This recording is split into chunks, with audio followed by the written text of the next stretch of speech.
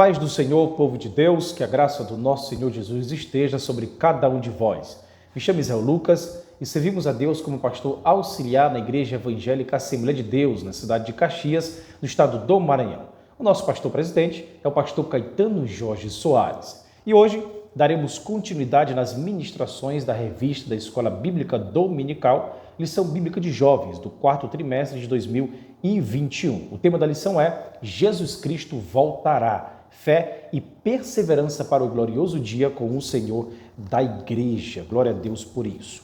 Na semana passada, na lição de número 2, falamos a respeito dos sinais da segunda vinda de Jesus Cristo. E hoje, dando continuidade, dentro de uma lógica escatológica, falaremos a respeito do arrebatamento da igreja, lição de número 3, 17 de outubro de 2021. É interessante que o querido professor leia em classe o texto do dia, que encontra-se na passagem bíblica de João, capítulo 14, verso 3, e também a síntese, que norteará toda a ministração que teremos hoje, a aula que iremos ministrar.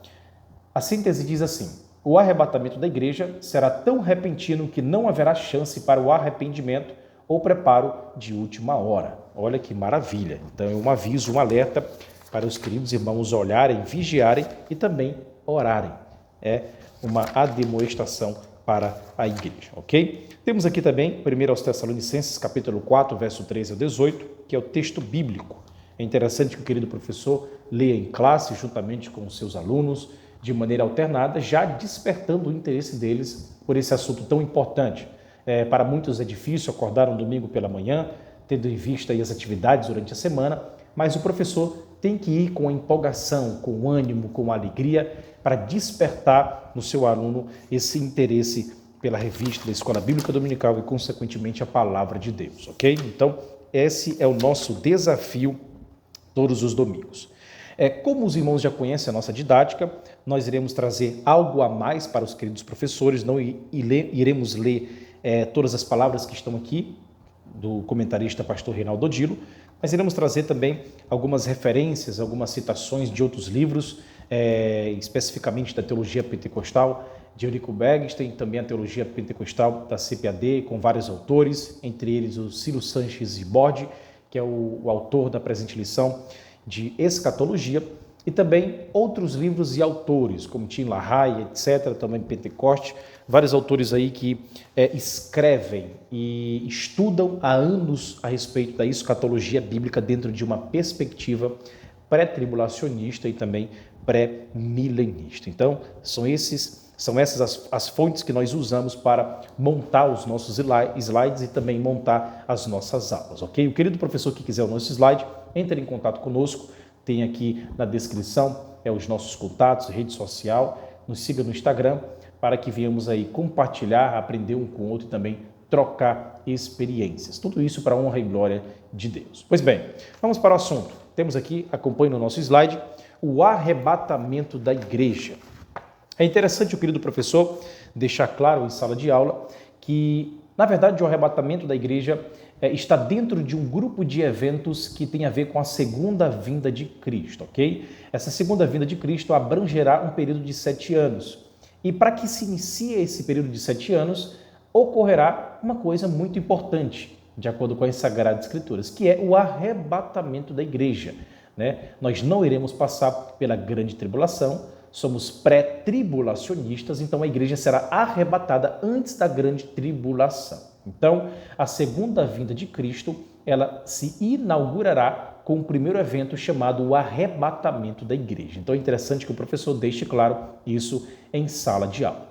Outro aspecto interessante é que a segunda vinda de Cristo abarcará um grupo, ou seja, vários grupos, melhor dizendo, 3 grupos: os gentios, a igreja de Cristo e também os judeus. Serão os grupos que serão abarcados aí dentro dessa segunda vinda de Cristo, de acordo com 1 Coríntios, capítulo 10, verso 32, ok? Para os judeus, o Senhor virá como libertador, né? O Messias, a fim de implantar o milênio. Para os gentios, ele virá como juiz. E para a igreja de Cristo, virá como o seu noivo. O arrebatamento. No arrebatamento, ele virá como o seu noivo. E levará a sua igreja, a sua noiva, para o céu. iniciando aí o tribunal de Cristo, a entrega dos galardões e também as bodas do Cordeiro. Dessa forma que nós entendemos a escatologia bíblica, perfeito? Segundo ponto, vamos definir o que significa a palavra arrebatamento. Temos aqui o texto, o querido professor pode acompanhar no nosso slide, o significado da palavra arrebatamento. Na verdade, a palavra arrebatamento vem do latim rapere, como na palavra arrebatados, lá em 1 Tessalonicenses capítulo 4, verso 17. Entretanto, se for necessário, o arrebatamento pode ser referido nas escrituras como rapazo. Alguns chamam de rapazo, devido à força do R depois do A, que é a palavra grega traduzida como arrebatados em 1 Tessalonicenses capítulo 4, verso 17, um texto muito importante. Essa frase é idêntica em Atos capítulo 8, verso 39, onde Filipe ele foi arrebatado pelo Espírito Santo, e também em 2 Coríntios capítulo 12, verso 3 e o verso 4, do 2, 3 e 4, quando Paulo foi arrebatado ao terceiro céu. Ok? Ou se preferir, o arrebatamento pode ser conhecido como alasso, da palavra grega traduzida como transformados, de acordo com o capítulo 15 de 1 Coríntios, versos 51 e verso 52. A palavra alasso é usada também para descrever o avivamento e transformações finais dos céus e da terra, de acordo com Hebreus, capítulo 1, verso de número 12. Ok? O primeiro ponto que o professor deve deixar claro em sala de aula é que a primeira menção da palavra arrebatamento na Bíblia é encontrada em João capítulo 14, verso 1 até o verso de número 3. Então, eu vou ler para vocês, a minha versão é Almeida Revista e Atualizada. O Evangelho segundo escreveu São João, capítulo de número 14, versículo 1 ao versículo 3. A palavra de Deus diz assim: Não se turbe o vosso coração, credes em Deus, crede também em mim. Na casa de meu pai há muitas moradas, se assim não fora, eu vou-lhe teria dito, pois vou preparar-vos lugar. E quando eu for e vos preparar lugar, voltarei e vos receberei para mim mesmo, para que onde eu estou, estejais vós também. Olha que maravilha, né?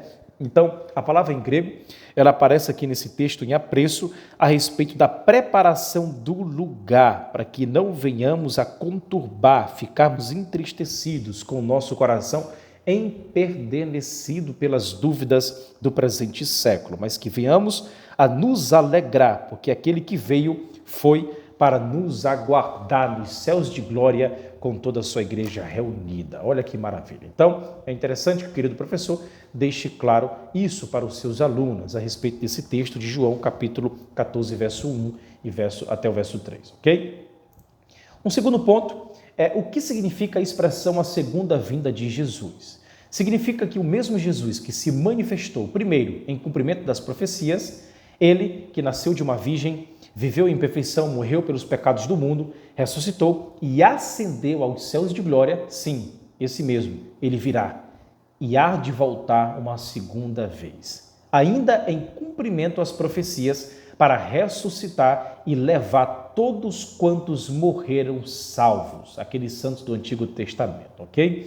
Mesmo aqueles que estando vivos serão transformados e preparados de acordo com o que a palavra de Deus nos ensina. Então, a segunda vinda de Cristo é a certeza daquele que veio, voltará para buscar os seus. A segunda vinda de Jesus é a esperança do crente, é o que acalma o nosso coração e faz com que continuemos, né? A mensagem pentecostal, ele fala a respeito de um Jesus Cristo que salva, cura, batiza no Espírito Santo e em breve voltará. Então, alegra o nosso coração, regozija a nossa alma, a sede das nossas emoções. Por quê? Porque temos a certeza que aquele mesmo Cristo que morreu na cruz do Calvário pelo meu, pelo teu pecado, ele há de voltar uma segunda vez para buscar a sua igreja, aonde teremos um encontro extraordinário com ele nos céus de glória. Olha que maravilha, essa é a nossa alegria e é isso que nós devemos deixar claro para os nossos alunos, que o sofrimento do presente são passageiros, mas aquilo que experimentaremos na ocasião da segunda vinda será eterno, porque lá não entra pecado, lá não tem tristeza, lá não tem doença, somente regozijo na presença de Deus. Essa é a nossa esperança. Então, traga isso como uma verdade absoluta em classe, como uma alegria que as Sagradas Escrituras elas predizem, ok? Agora vamos, dentro de um aspecto mais teológico, trabalhar a respeito dos eventos que se sucederão na ocasião da segunda vinda de Cristo, né? É preciso deixar bem claro que essa segunda vinda de Cristo se dará em duas fases, ok? Perceba isso, se dará em duas fases distintas. Você pode acompanhar aqui no nosso slide. Na primeira fase, como mencionamos, haverá o arrebatamento da igreja, né? Cristo voltará invisível aos olhos do mundo, ele deterá-se nas nuvens e, em um abrir e fechar de olhos, arrebatará todos para si, todos os santos. E isso ocorrerá antes da grande tribulação. É interessante o professor entender isso, né? Apesar de chamarmos o período ali de 7 anos de a grande tribulação, a rigor, teologicamente falando, o período da grande tribulação dar-se-á nos 3 anos e meio últimos desse grande período de 7 anos, ok? O primeiro período é chamado de tribulação e depois do rompimento ali do pacto que o anticristo fez com Israel, com a nação, haverá sim o início da grande tribulação, período aí que a Bíblia Sagrada tanto demonstra através das suas palavras proféticas, ok? Pois bem, a segunda fase do Senhor, a segunda fase da vinda do Senhor acontecerá 7 anos mais tarde, já no fim da grande tribulação. Você pode acompanhar aqui no nosso slide, nesse segundo quadro em azul. Dessa vez ele voltará em grande poder e glória, visível aos olhos de todos e acompanhado de todos os santos que foram arrebatados. Então a igreja irá acompanhar o Senhor Jesus Cristo na sua volta em poder e glória, né? Ele virá então para salvar e restaurar o povo de Israel, destruirá o anticristo, amarrará o diabo, o Satanás, e governará a terra por 1000 anos. Então é nesse período que se dará início o período milenial. Okay? Então, deixe claro isso. O querido professor pode pegar conosco esse slide e levar em classe para deixar de forma a mais didática possível essas duas fases distintas e apresentar como se dará cada um. Okay? Então, acompanhe aqui. Primeira fase, arrebatamento da igreja. Os que serão salvos passarão pelo tribunal de Cristo, que não é condenação de pecados, não, aqui é recebimento de galardão ou não. E, no segundo momento, as bodas do Cordeiro. Isso, coisa para os salvos, ok? Os que não foram arrebatados participarão, ficarão na terra e passarão pela grande tribulação, pelo período tribulacional de 7 anos, ok? E ao fim do período de 7 anos, haverá a segunda fase de Jesus, que será de forma visível aí para todos aqueles que estiverem aqui, perfeito? Então, é preciso deixar claro essas distinções dessas fases, ok? Então, iremos falar a respeito do arrebatamento da igreja, que é a primeira fase. Mas antes disso, o querido autor, pastor Reinaldo Dilo, deixou claro aqui na sua lição a respeito da promessa, da expectativa que nós temos. Eu trouxe aqui no slide uma pergunta. A promessa está de pé? Essa promessa da segunda vinda de Cristo, o arrebatamento da igreja? E eu trouxe para vocês o texto de 2 Pedro, capítulo de número 3, versículo 3. A palavra de Deus diz assim: tendo em conta, antes de tudo, que nos últimos dias virão escarnecedores com os seus escárnios, andando segundo as próprias paixões. Olha o que o apóstolo Pedro avisa para nós, avisa para a igreja e também para os leitores originais daquele contexto. O que devemos entender? Que muitas pessoas duvidam das promessas a respeito da vinda do Senhor Jesus Cristo. Amontoam riquezas para si aqui nessa terra, dentro de uma perspectiva terrena, sem olhar para as promessas da Bíblia Sagrada. Tem aqueles que preferem pedir para Deus: Senhor, não volte agora, deixe primeiro eu cumprir aqui os meus desejos aqui na terra. Mas isso não é o entendimento do Evangelho. É preciso deixar claro para os nossos alunos a perspectiva do Evangelho, a cosmovisão cristã, de que o nosso desejo não é passar a eternidade aqui nessa terra, não é simplesmente crescer, desenvolver e desfrutar do bom e do melhor de acordo com os nossos próprios olhos pecadores. Não. O sentido do crente é a bendita esperança, é olharmos para a eternidade chamando, gritando, saudando uns aos outros com Maranata. Ora vem, Senhor Jesus. É a nossa alegria. São as mansões celestiais, né? Existem vários hinos da harpa cristã que falam dessa perspectiva de nós não sermos daqui, não estarmos aqui bem, estarmos desconfortáveis, Todo cristão, ele é um passageiro. Ele olha para a eternidade almejando a nova Jerusalém. A alegria de passar a eternidade glorificando o Senhor Jesus Cristo. Então, esse é o entendimento bíblico. E sim, esta promessa está de pé, apesar daqueles que escarnecem e duvidam, ok? Existem também outros grupos que ignoram, mesmo sabendo tudo sobre o arrebatamento. Eles ignoram, simplesmente fecham os seus olhos, tapam os seus ouvidos e até ficam desconfortáveis quando um pregador ousado ele ministra a respeito do arrebatamento da igreja, dizendo para a igreja: olhem, vigiem, estejam alertas, de sobreaviso, porque não sabemos a hora e nem o momento em que Cristo virá. Tem pessoas que preferem pular essas passagens da Bíblia, mas isso é uma verdade inquestionável. Alerte o teu coração, se alegre no Senhor, porque aquele que veio prometeu que voltaria. Estejamos atentos. Existe um outro grupo também que diz: há paz e segurança, de acordo com 1 Tessalonicenses capítulo 5, verso 3. Ou seja, tem grupo de pessoas que encontram conforto aqui nessa terra, encontram conformidades aqui nessa terra. Eles preferem alegrar-se com uma paz falsa, com uma segurança passageira, em detrimento de uma eternidade com Deus. Então, a verdade bíblica é que não nos iludamos, não tapemos os nossos olhos com uma falsa sensação de paz e de segurança aqui nessa terra. Isso não é o final da história, é apenas uma vírgula da eternidade. Nós devemos olhar com uma paz verdadeira que advém da graça de Deus que nos escolheu para irmos para o céu. Uma graça que invadiu o nosso coração por meio do Santo Espírito e nos selecionou de acordo com a soberania de Deus para morarmos na eternidade, dentro de uma presciência, uma graça preveniente com aquilo que a Assembleia de Deus nós cremos, ok? Então, é uma verdade bíblica.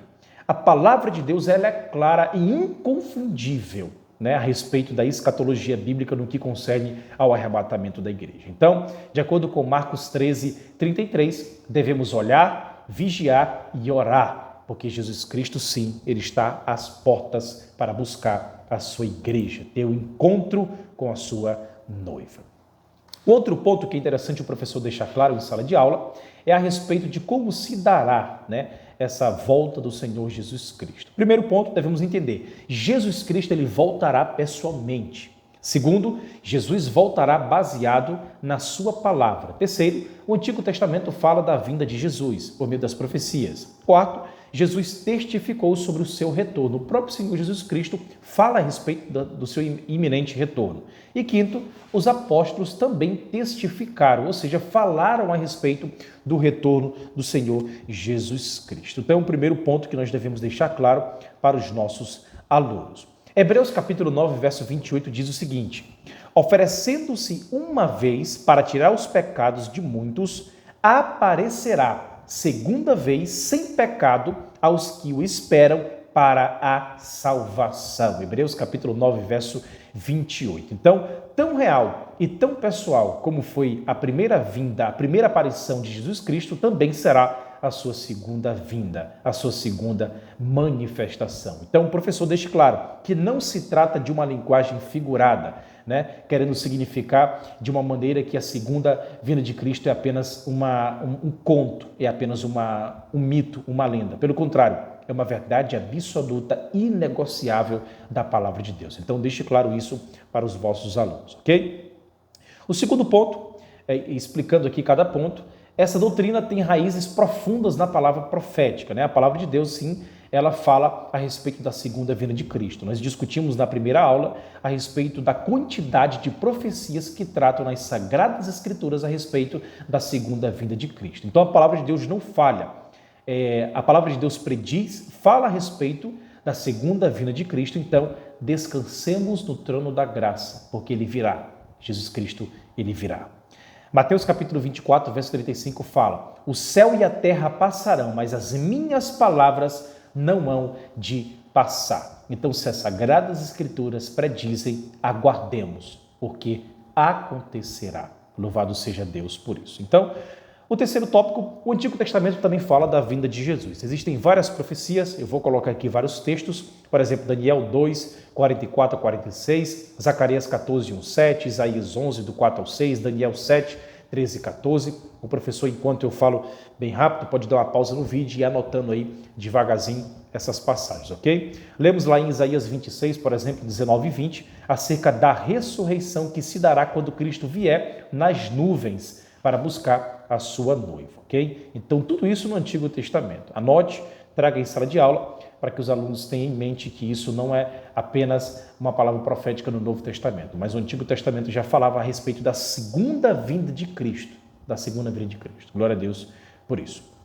O quarto ponto é que o próprio Jesus Cristo falou a respeito do seu retorno. Você pode ler essas passagens de Mateus capítulo 22, verso 30, Mateus 24, 36, também lemos em Lucas capítulo 14, verso 14, João capítulo 5, verso 25, 28 e 29, João capítulo 6, verso 39 e 40, são textos que falam a respeito de Jesus Cristo, falando do seu retorno, da sua segunda vinda, ok? Então leia aí junto com seus alunos para trazer essa verdade de forma bem clara.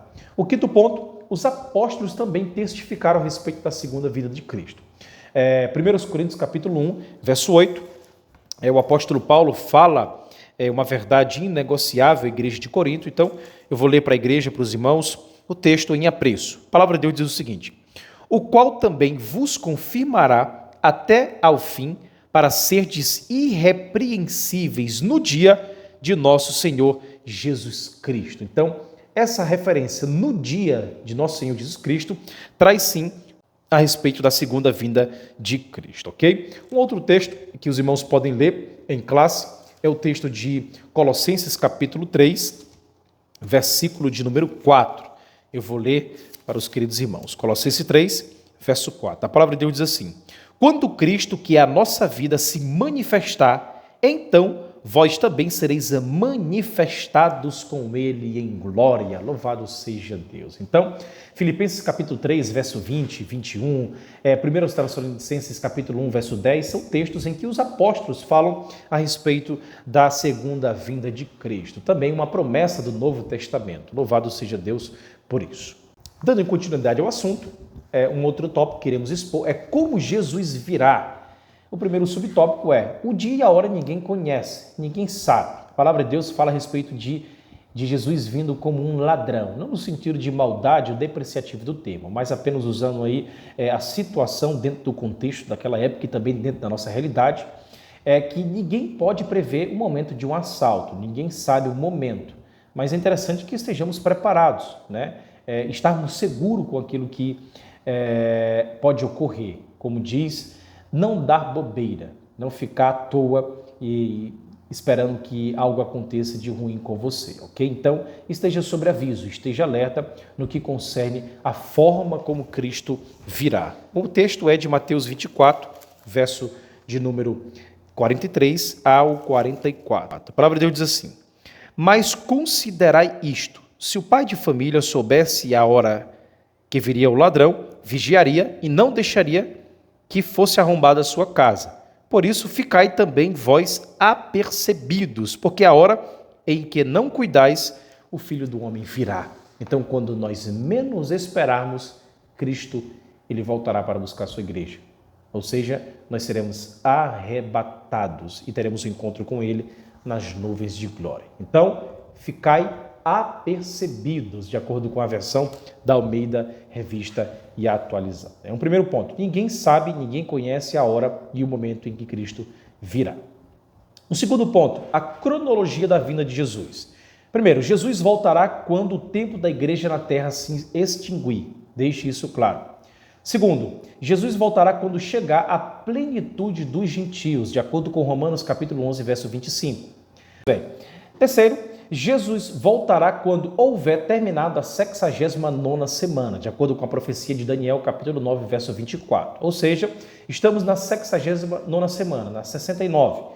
E quando chegarmos na 70ª semana, a igreja já haverá sido arrebatada. Nós iremos subir para os céus de glória e se dará início à grande tribulação, que é a 70ª semana, ok? De acordo com o tempo judaico, o relógio judaico aí daquilo que Deus vai fazer com o povo judeu, ok? E quarto, a volta de Jesus é chamado de dia de Cristo, de acordo com Filipenses 1:10, também Filipenses 2:16, Dia do Senhor Jesus, de acordo com 2 Coríntios capítulo 1, verso 14, e de acordo com Filipenses 1,6, dia de Jesus Cristo. São termos aí usados a respeito da volta iminente do Senhor Jesus Cristo, ok? Deixe claro isso para os alunos em sala de aula.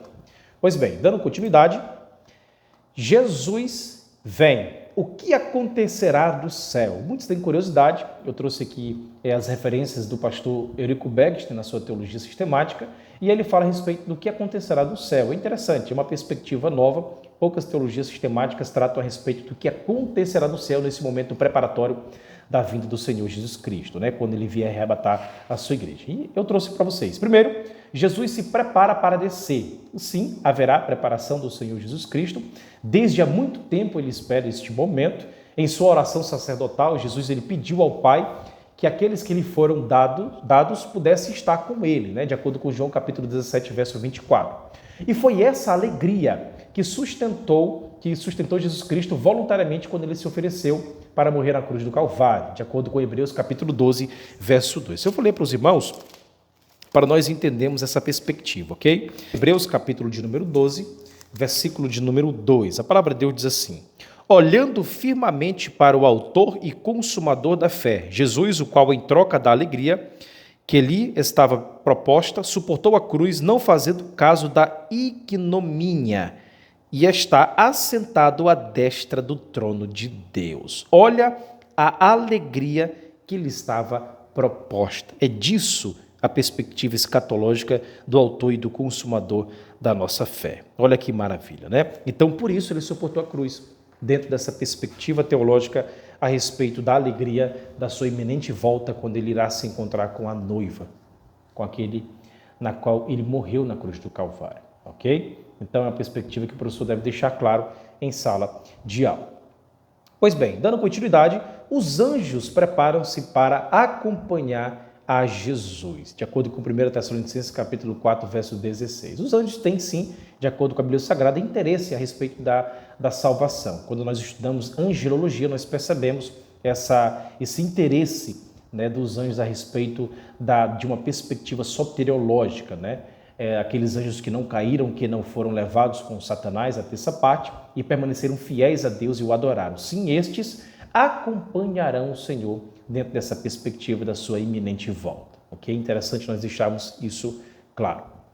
Terceiro, o Espírito se prepara para agir, o Espírito Santo de Deus, a terceira pessoa da Trindade. E isso ocorrerá ali no momento da ressurreição, no momento em que os corpos dos santos eles se unirão à alma e o espírito. É interessante deixar claro isso. Mesmo em que um estado de decomposição, ao pó retornaram, ao pó voltaram, mas serão ressuscitados. E aqueles que estiveram vivos serão transformados, não experimentarão a morte. Mas aqueles que morreram no Antigo Testamento, os santos salvos do Antigo Testamento, eles serão ressuscitados, glorificados à semelhança de Cristo e arrebatados e terão um encontro nas nuvens com o Senhor Jesus Cristo. De acordo com Romanos 8:11 e também 1 Coríntios capítulo 6, verso 14. Quarto, a trombeta de Deus ressoará, de acordo com 1 Tessalonicenses 4:16 e também 1 Coríntios 15:52. Então, naquele dia tocará do céu a trombeta de Deus. E isso será um sinal de que nós devemos partir daqui. Nós devemos sair deste mundo e nos reunir em glória com o Senhor Jesus Cristo no ambiente celestial. Então, essa trombeta de Deus não faz parte de nenhuma daquelas 7 trombetas. É interessante não confundir essas perspectivas, né? Aquelas 7 trombetas têm a ver com aquilo que será derramado na grande tribulação no período de juízo de Deus na terra, ok? Com os ímpios. Essa trombeta é uma trombeta de bênção, cujo som convocará. Esse som ele convocará a noiva de Jesus para a festa eterna no céu de glória. Então será uma convocação de todos os santos para uma reunião com o próprio Cristo nas nuvens. Então isso é maravilhoso. Deixe claro isso para não confundir as trombetas, ok? Pois bem, dando continuidade, Jesus vem. O que acontecerá na terra? Saímos aqui da perspectiva do que acontecerá no céu e agora vamos perceber o que acontecerá na terra, que é o nosso foco, ok? Primeiro, os mortos ressuscitarão primeiro, de acordo com 1 aos Tessalonicenses, capítulo de número 4, verso de número 16. A palavra de Deus diz assim na Almeida Revista Atualizada. 1 Tessalonicenses 4, verso 16. Porquanto o Senhor mesmo, dada a sua palavra de ordem, ouvida a voz do arcanjo e ressoada a trombeta de Deus, descerá dos céus, e os mortos em Cristo ressuscitarão primeiro. Eu vou ler mais uma vez para os queridos irmãos, 1 Tessalonicenses 4, verso 16. Porquanto o Senhor mesmo, dada a sua palavra de ordem, ouvida a voz do arcanjo e ressoada a trombeta de Deus, descerá dos céus, e os mortos em Cristo ressuscitarão primeiro. É isso que a palavra de Deus diz. Pois bem, é uma verdade bíblica, os mortos ressuscitarão primeiro, de acordo com o texto que acabamos de ler. Então, não é um mistério, a Bíblia deixa claro isso, então não tem como nós colocarmos outros eventos à frente dessa perspectiva bíblica, porque a palavra de Deus diz que os mortos, os santos, aqueles do Antigo Testamento, os que morreram em Cristo, no Novo Testamento, os salvos da presente era, dos anos passados, dos milênios passados, eles ressuscitarão primeiro no abrir e fechar de olhos, ok? De acordo com 1 Tessalonicenses capítulo 4, verso 16. Então, é uma verdade bíblica. Você pode acompanhar a figura que é apenas uma ilustração para nós percebermos essa verdade, ok? E segundo, depois nós, os que ficarmos vivos, seremos o quê? Arrebatados. 1 Tessalonicenses capítulo 4, verso 17. A palavra de Deus diz o seguinte: depois nós, os vivos, os que ficarmos, seremos arrebatados, juntamente com eles, entre nuvens, para o encontro do Senhor nos ares.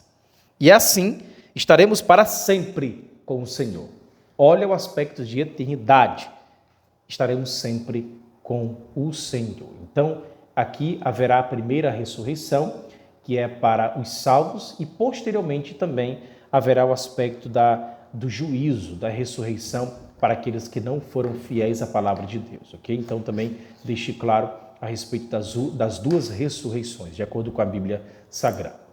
Pois bem, saindo aqui do que acontecerá no céu, depois do que acontecerá na terra, aprenderemos o que acontecerá nas nuvens quando Jesus vier.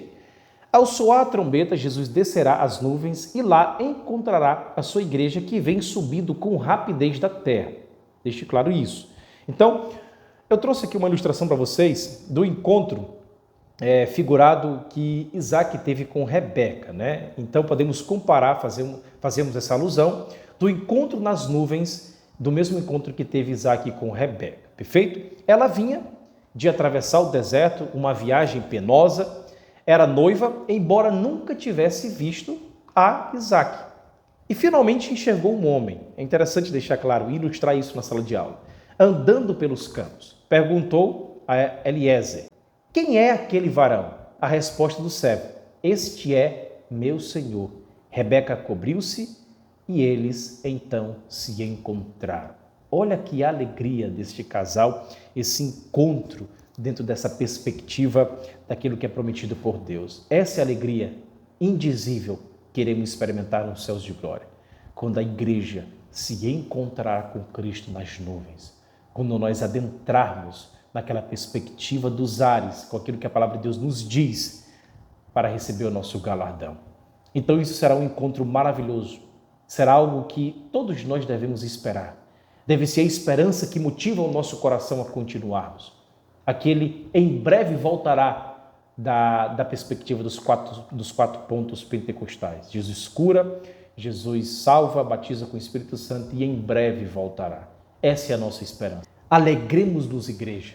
Esse é o encontro que teremos com Cristo nas nuvens. Uma alegria indizível, um encontro que perpassa o sentido de uma ilustração terrena, mas uma alegria em que as nossas palavras não conseguem descrever. Uma alegria inconcebível na compreensão humana, falha e pequena. É uma alegria que só saberemos aqueles que passarão por esse momento tão grandioso. Estejamos juntos neste momento, arrebatados na volta do Senhor Jesus Cristo, para buscar a sua igreja e nos encontrarmos com Ele nas nuvens. Essa deve ser a nossa esperança.